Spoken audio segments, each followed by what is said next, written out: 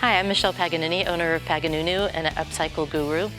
I'm here today to talk about vintage linens. They're beautiful. The needlework as sewers we can all appreciate, but we really don't use them anymore the way that they were used by the women who made them. It seems a shame to let them go to waste, so I've thought of some ways that you can repurpose vintage linens. But before we get into the projects, let's talk about some of the pitfalls. Sometimes they can be too fragile to use, so whatever your end purpose is, you want to double check and make sure it's strong enough, maybe even put it through the washer. And then there are stains. So we can see on this version right down here on the tablecloth, there are some stains on the end, and so there are ways to cover that up. You can see on the little bag that I made, there's some patching right on top of it, and so that's one way to deal with stains. Cut around it and use it for something else, as I've done with the buttons, so you can salvage the part that you used right there just for the buttons. I actually did one with a napkin too, with a little bit of embroidery on there.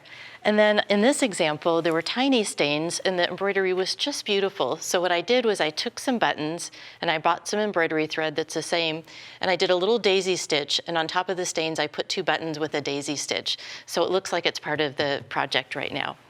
And then it could be just the shape as well. You can see I've done a scarf right here that has some doilies on it, which is fun for winter. I had that around Christmas time, I was wearing it.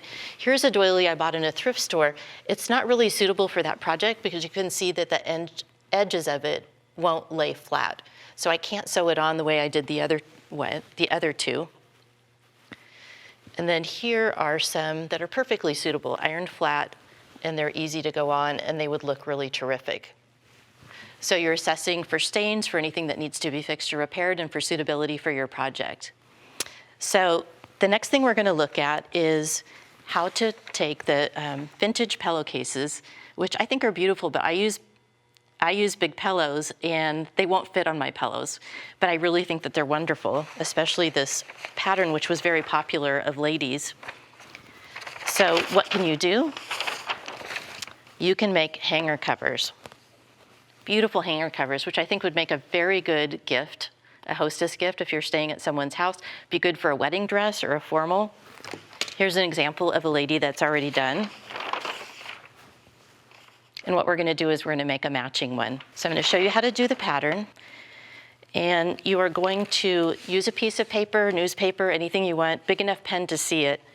And you're going to anchor it by marking right where the opening is, because when you sew it together, you're going to want an opening so you can slip the end through. You can see that this one won't lay flat. It's going to tilt a little bit. That's just fine. I can still make a pattern. What I'm going to do is I'm going to angle it down so I can capture the end of it and know exactly where that is, and then do the same thing on the other side. And there's nothing that has to be completely exact about this. So I've got a pattern right now, and then of course what you want to do is you want to add in some seam allowance so that you can actually have room to sew it together. And here's one I've completed that has seam allowance. You can decide how long you want it to hang. This one is just a little bit longer than the one I did before, but you can see the fit's pretty good. So if we take it onto our pillowcase, which I've already cut the top off of, and we put it on there,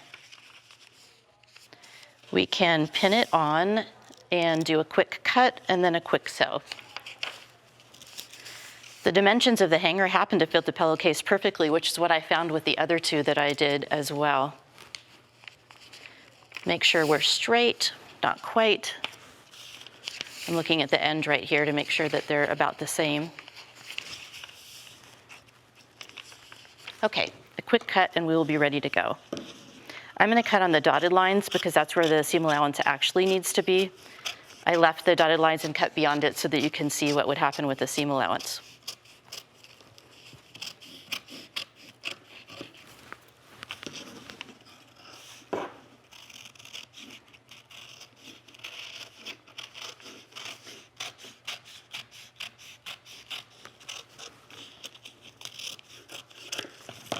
And there's another trick that you're going to want to do.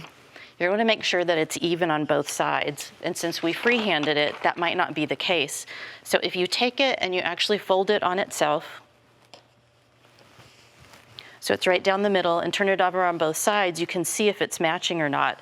And it is matching on the sides. It's not matching right here. So one's a little bit higher than the other. And I can go in and trim it. and then we have 2 matching sides. I'm gonna clip just a little bit of the end because that's where I'm gonna leave the opening for the hanger to come through. So we're gonna reverse sides.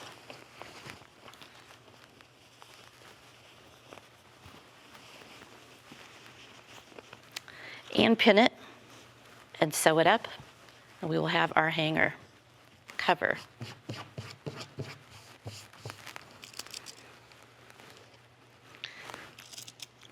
You're thinking about the presents that you could give people right now, aren't you?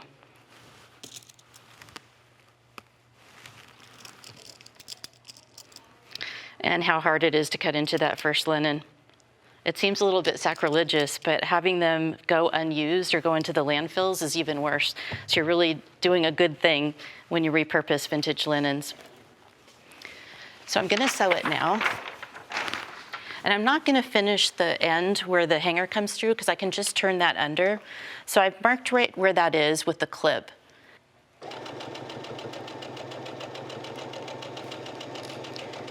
And stitch along, leaving yourself a seam allowance.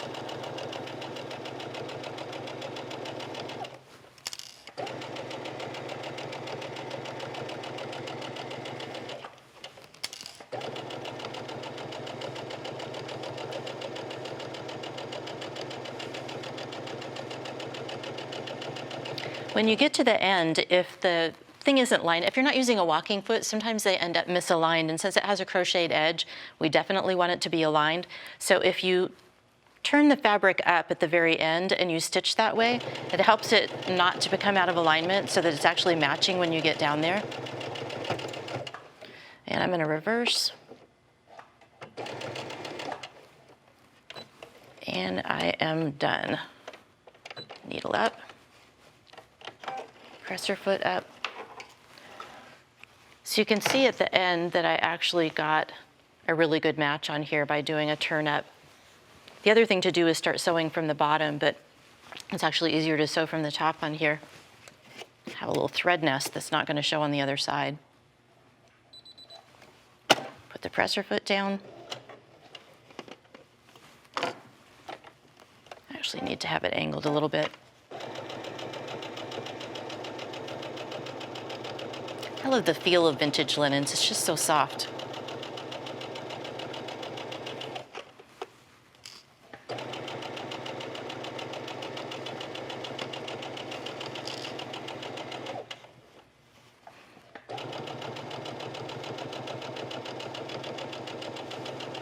And again, I'm going to pinch up the edge, hold it up.